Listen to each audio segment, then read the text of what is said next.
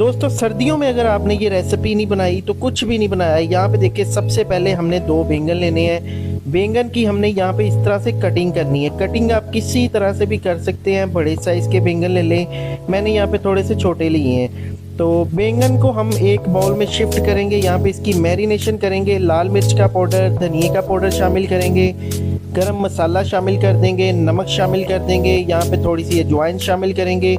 अच्छी तरह यहाँ पे हमने इसकी मिक्सिंग कर देनी है।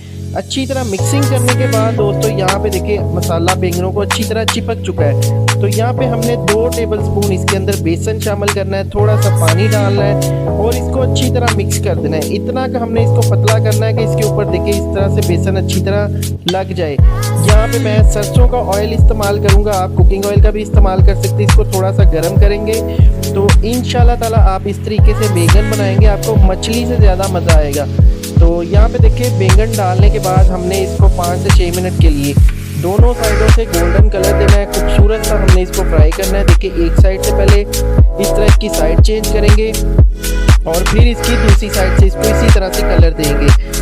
तो बहुत ही डिलीशियस, बहुत ही मज़ेदार, हेल्दी और यूनिक सी रेसिपी है। ख़ास तौर पे इसको सर्दियों में खाया जाता है। ये देखिए जी माशाल्लाह से माशाल्लाह, ये देखिए कितने ज़बरदस्त रेड कलर के क्रिस्पी से बैंगन हमारे तैयार हो चुके हैं। इसको फाइनल प्लेट में डिश आउट कर लेंगे।